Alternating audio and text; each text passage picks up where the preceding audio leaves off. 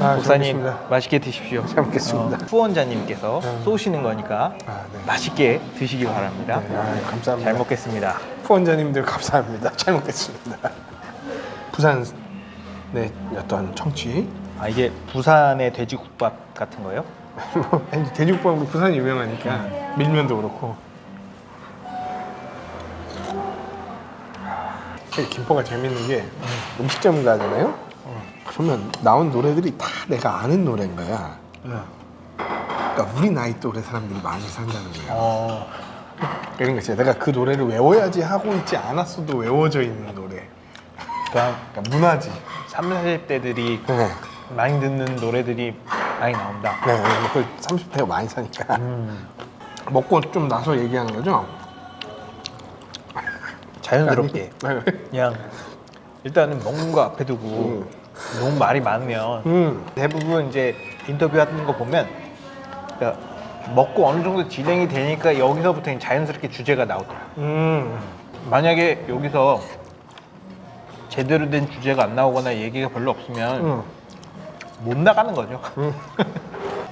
근데 뭐 요즘에는 관심 있어 하는 주제 그런 거 있어요? 요즘 시대에 대한 약간 연구? 아무래도 이제 전공이 역사잖아요. 네. 그러니까 좀 역사적으로 많이 좀 공부를 많이 하실 것 같은데 네. 재미도 있어 하시고 재미도 있죠. 어떻게 한국은 어떤 것 같아요? 지금 상황이? 한국이요. 여러 모순이 공존한다 그래야 되나. 이 반만년 역사 동안 문화적으로도 재정적으로도 거의 최고의 전성기인데, 그렇죠. 근데 또 이 시대를 살아가는 젊은이들 가운데 있는 어떤 패배의식이라든지 소망 없음, 뭐 이런 것들이 사실은 되게 공존하기가 어려워 보이는 되게 모순된 지점들. 그러면 지금 현상이 좋으면은 미래도 밝아야 된다라는 게 어떤 기본적인 사고인데도 그렇게 형성되지 않는 어떤 사람들 안에 있는 시야, 세계관, 그리고 지금 이 나타나고 있는 어떤 현상들에 대한 이해, 이런 게 되게 기존과 좀 달라진 지점들이 있으니까 이분들이 갖고 있는 문제의식과 문제제기에 대한 좀 이해를 하고 싶다.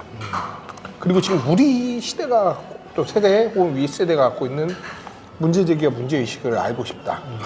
그러면서도 단순히 그 문제의식, 문제제기에 그냥 맞춰주려고 하는 게 아니라 기독교 역사상에서는 그럼 그동안 이런 것들을 어떻게 풀어왔고 거기에서 나타난 장단점을 어떻게 이해해서 녹여낼 수 있을까. 그리고 무엇보다 성경적 원리를 지키면서도 이 시대에 어떻게 호응하고 또 답변하고 반박하고 대안을 제시할 수 있을까. 이런 게 이제 좀 고민이자 관심 갖고 있는 지점인 것 같아요. 지금 많이 이제 얘기가 나오고 있는 것 중에 하나가 저출산 문제 있잖아요. 기독교적으로 이 저출산 문제를 어떻게 극복할 수 있을까? 이 문제는 단편적으로 뭐 얘기하기가 굉장히 어려운 지점들이 있다. 아주 복합적이고 각자의 타당성들도 있고.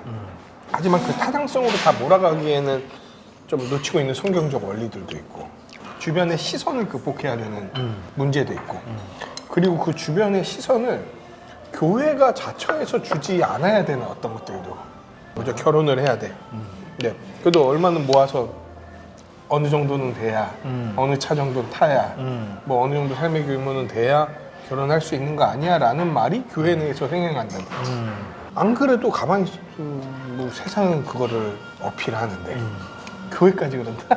사실 우리가 세계관이 형성되는 건 설교 외에도 성도들 간에 나누어지는 사적 대화라든지 교제 가운데서도 이런 게 깊이 들어오는데, 거기서 이런 게 아무렇지도 않게 이제 얘기가 되어지고 삶의 경험만으로 어떻게 단정지어질 때 많은 젊은이들이 압박을 받고 포기하게 되는 일들이 벌어진다. 사실 근본적인 질문들을 던져야 된다. 하냐 안 하냐보다 더 중요한 건 왜 하고 싶어 하고 왜 하고 싶어 하지 않느냐. 그거를 신앙의 빛에서 스스로를 비춰 봤느냐. 이런 질문들을 좀 깊이 있게 던지고 더 나아가서 이들이 겪고 있는 어떤 문제점을 말씀을 갖고 극복할 수 있게 해주거나 또는 교회의 섬김으로 함께 넘어갈 수 있게 해주는 어떤 지점들을 같이 모색하지 않으면 이 문제는 쉽지 않을 거다. 교회가 정말 성경적으로 잘 가르치면 이제 결혼에 대한 인식이 바뀔 거고 출산에 대한 인식, 아이를 키우는 거에 대한 가치관이 바뀌면서 건강한 교회 안에서 출산 문제가 해결되고 결혼 문제가 해결되고 여기서부터 시작돼서 사회로 이렇게 퍼져나가는 방식으로 나가야 가능성이 있지 않을까. 사회나 TV에서 얘기하는 그 부부나 가정에 어떤 노스텔지어가 있어 이제 이상향. 근데 그게 너무 좀 허황된 것들이 많고 또 그 사람들의 삶 전체를 보여주는 것도 아닌데 그러니까 교회 안에 좀 건강한 가정들의 모델을 세우는 거 또 어떤 면에서 보는 게 있어야 따라가는 것들도 있거든요. 지금 현재 가정으로 살아가고 있는 사람들을 잘 세우는 문제가 그쵸. 다음 세대들이 그걸 보고 따라오게 하는 어떤 또 중요한 측면이 있겠다. 일단은 그러면 목회자부터 가정을 잘 세워야겠네요. 아, 주여. 감사하게도 이제 가장이 제가 부족하지만 아내가 잘 도와줘서 방송용인가요? 실제로 저희 성도님들도 다 알고 있어요. 저희 아내가 얼마나 애쓰면서 가정과 교회를 섬기는가. 그러니까 성경에서도 목사나 직분자들을 세울 때 가정이 어떻게 세워져 있는가를 보는 거 굉장히 중요하게 중요한 여기잖아요. 기준을 보죠. 자녀 교육은 수학 공식이 아니라는 거예요.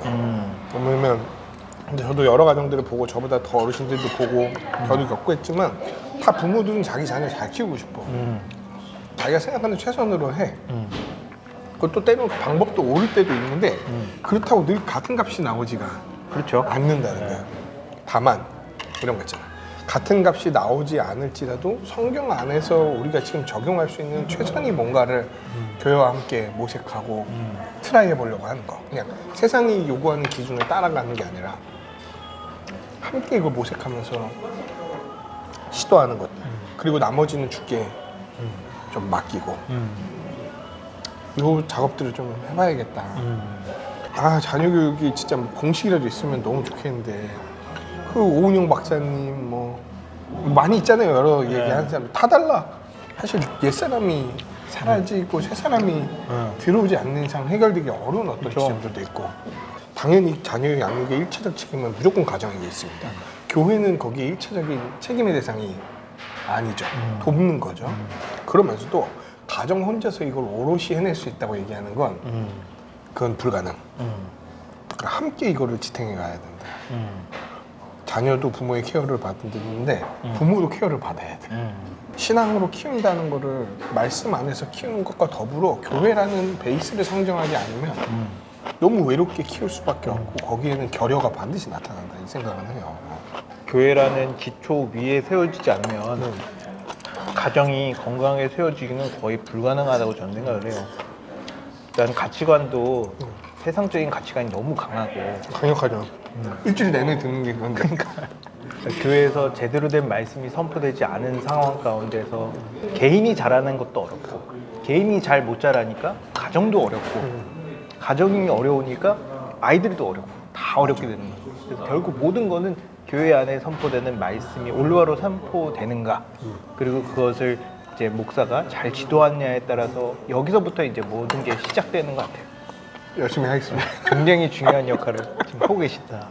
주를 위해 몸을 불사르려고 아, 그 메카 가려고 했죠. 네, 선교까지 하려고 그랬잖아요. 무슬림 문화에 되게 관심이 많아요. 근데 지금도. 이슬람 교리에 대해서 좀 알아요? 아, 뭐, 막 깊이까지는 아니어도 그 조금 뭐 기본적인 것들은 좀 알고 그래도 뭐 모르는 것들이 있을 수 있겠죠. 제가 알기로는 이슬람이 구원받는 방식이 5가지 기둥을 네, 그렇죠. 이제 하면 구원받는다. 네. 그것도 예. 열심히 해야 돼요. 아 그래요? 대충 하면 안 돼요. 열심히 해서 저울로 잽니다, 알라가. 아 저울로 돼요? 그래서 알라가 재서 제대로 되면 나는 너를 안다. 잘 모르면 몰라 이렇게 돼요. 알라라 몰라. 이렇게. 야 그렇군요. 결국엔 내가 어떻게 하느냐에 따라서 구원 받냐 안 받냐가 결정 나는 거니까. 그렇죠. 근데 이제 또 제가 알기로는 신의 은혜, 은총 이런 부분에 대해서도 이제 얘기를 한다고 그러더라고요. 운명주의적이에요. 뭐 어떤 일이 일어났으면 이건 신의 선물이다. 우리도 어떤 건 비슷하게 생각하잖아요. 그런데 우리는 자유의지를 인정하면서도 신의 섭리를 얘기하잖아. 이게 이제 인간 사회에서는 모순점이라고 생각할 수 있지만 우리는 그 모순이라고 생각하지 않고 그러니까 의지 가운데 책임져야 되는 영역과 함께 더불어 하나님의 이끄심이 있다 생각하는데 걔는 다 신의 섭리야. 지가 자유지로 마음껏 죄 짓고도 당한 사람한테 인샬라 이래. 신의 뜻대로 이렇게 한다고. 뭐 5가지 기둥을 본인이 열심히 못하는 것도 신의 뜻인 거겠네요. 뭐 약간 그렇게 생각해. 본인이 지옥 가는 것도 신의 뜻인 거고. 그러면은 어떻게 보면은 예정론 같은 거 아니에요? 하이퍼 예정론. 그렇죠. 그러면서 또 율법주의야. 그게 신기했어요. 기독교랑 어떤 차이점이 있을까요? 일단 예수 그리스도의 십자가 은혜를 의지하는 게 없죠. 예수 그리스도의 공로가 있잖아요, 우리는. 근데 거기는 나의 공로로 구원을 받고 안 받고를 얘기하니까 죽을 때까지 뭐 확신도 없고 무거운 짐만 있는 거죠. 구원에 대한 두려움 가운데서 그렇죠.